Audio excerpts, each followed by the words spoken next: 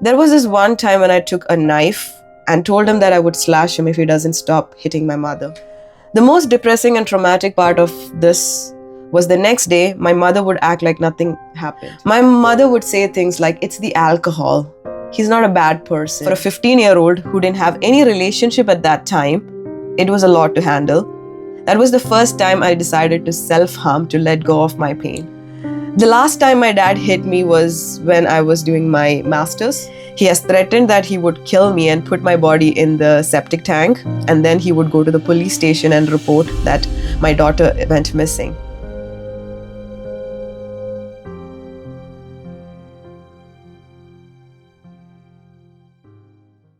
Hi guys, my name is Shruti. Welcome to my channel Mantra and Maple Leaves.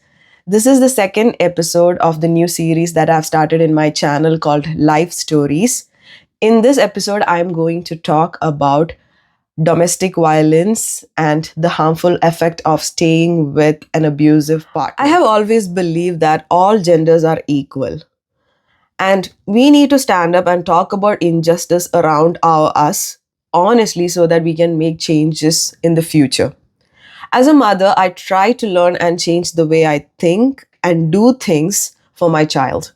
A lot of children grow up in broken homes, and there's a lot of studies showing that these traumas can cause behavioral and mental health issues in children. After after a year of my son's birth, my husband and I bickered a lot. We didn't agree on a lot of things. We had a small baby and we were stressed about work and lack of sleep. I noticed that whenever we bickered, Ari came between us. He would feel flustered and unhappy when these conflicts happened. This realization led me to go for therapy and make changes in the way we approached conflicts between my husband and me. I noticed that a little bit of distress was causing a huge ripple of emotions in my 2-year-old. I grew up in Kerala, India. I have mentioned a lot of times that I grew up in Kerala, India. Sorry for the repetition. My father migrated to Saudi Arabia when I was 1 year old. After that, he would come back home once in 3 years for a period of 6 months. That's when he gets his leave. I know that I loved my father like every little girl did. I thought that he was the strongest man in the whole world and my prince in shining armor. He paid for all my education and gave me all the material things that a little girl in a rural India needed. They sent me to the best school that they could afford and did everything for me. I don't know when I started noticing that he was not perfect and that he had flaws. I don't know when I noticed that I don't know when I noticed that he drank a lot. I remember fretting that he was coming back home. There were times when he would think and physically abuse my mother. There were times I would go outside with my grandmother and sit on the staircase outside the house when they were fighting. I would cry, and my grandmother would always console me. There was this one time when I took a knife and told him that I would slash him if he doesn't stop hitting my mother. The most depressing and traumatic part of this was the next day, my mother would act like nothing happened. He would apologize and they behaved normally as any couple. My mother would say things like, "It's the alcohol. He's not a bad person." To be honest, I've never seen my dad behave badly or say anything bad when he's sober. But he is the kind of drunk that he might beat the shit out of you if you disagree with him while he's drunk. I've never gone on any family vacation. When my dad comes home, we go to see other relatives. During such visits, he would get drunk. I remember feeling shame seeing the way my dad acted while he was drunk. I did not grow up as a girly girl. I was a wild child. I loved climbing mango trees, running around in paddy fields, playing football and cricket with other boys, than playing with dolls with other girls. During my father's visit, he always felt like I wasn't growing up as the kind of woman he wanted me to be. He blamed my mother's parenting for it. I've noticed that even though he didn't have any part in my upbringing, as he'd worked in a different country, Despite appreciating my mother for being a strong single mother, he blamed her for every flaw he found in us. I've seen my mom lie, scheme, and do things behind his back just because she wanted something and she was scared of him. There were periods when my mom was not allowed to meet her siblings and her parents because my dad did not get along with them.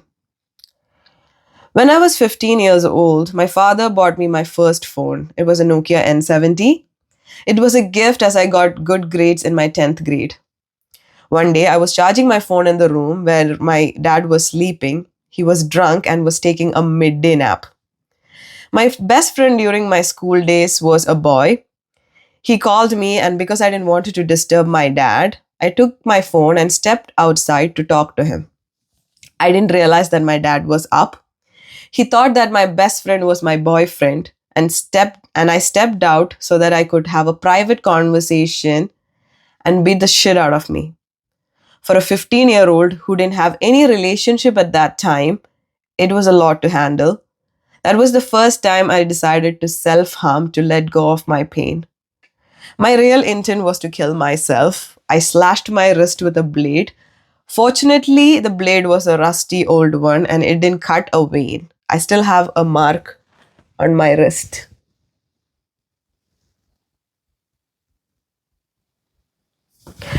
I don't know if you have ever felt so numb with pain that you feel like you need to self harm to feel something.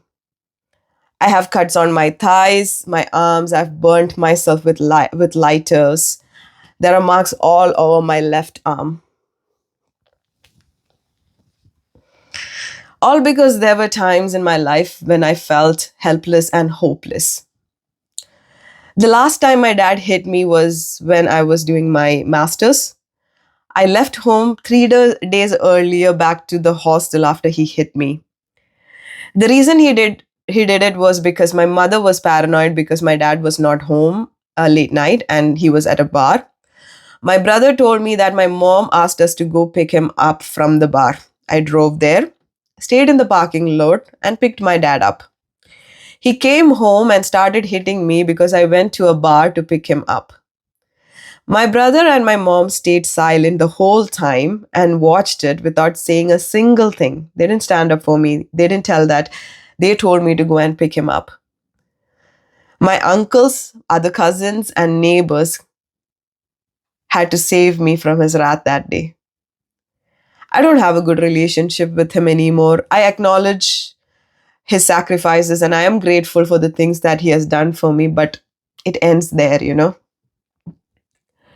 My father has threatened to beat the shit out of my ex boyfriend because he was Christian and he didn't approve of my relationship. He has threatened that he would kill me and put my body in the septic tank, and then he would go to the police station and report that my daughter went missing. After he said that, the next day I told my friend at school that if I ever go missing, please ask the police to check our septic tank. I ran to Chennai and to Bangalore where I studied and worked because of this man.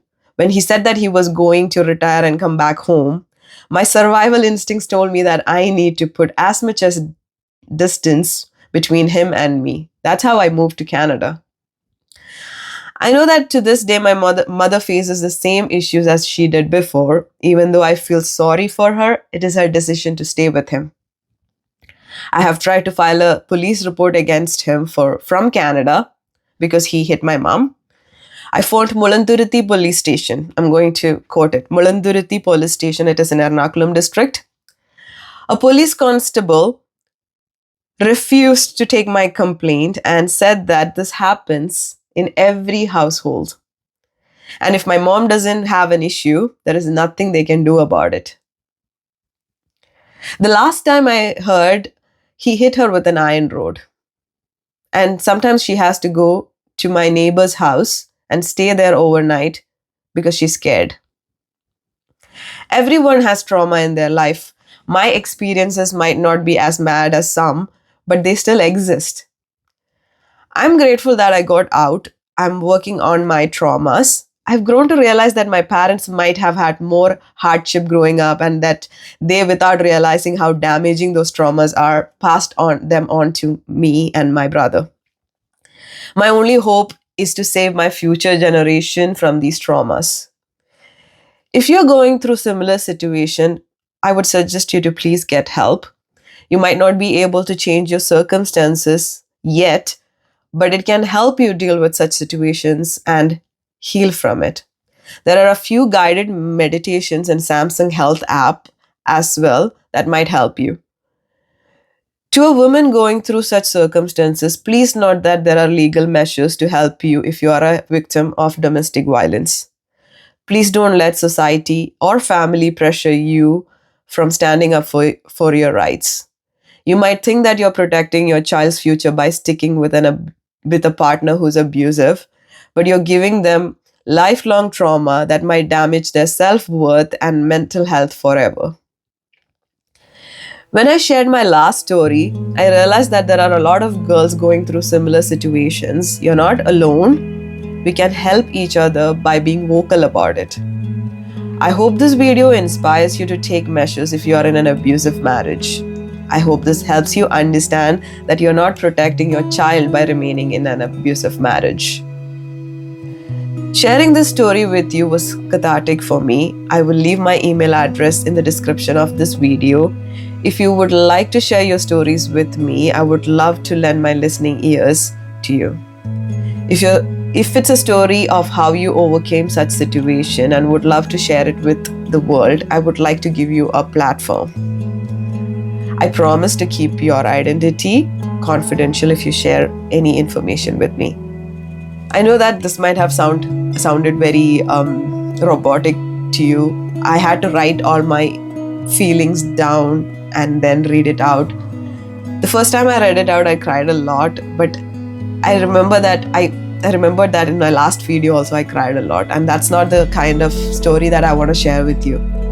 Despite of what you're going through in your life, right? You can overcome those things. You just have to believe in yourself. And sometimes I think you have to give yourself grace, you know.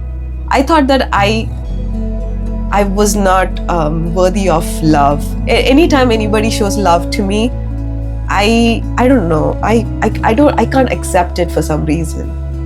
And it took me a long time to tell myself that I should be, I should show myself some care, that I should first make myself understand that I am worthy of love and affection. I am worthy of care, So, as I said, I hope this story inspires you to take the necessary step to help yourself. If you like this video and if you think that this video might help somebody in your life who's going through similar situations, please do share it with them. That's all, guys. That's all I have to say. I'm really surprised that I was able to hold my tears for this one. Bye.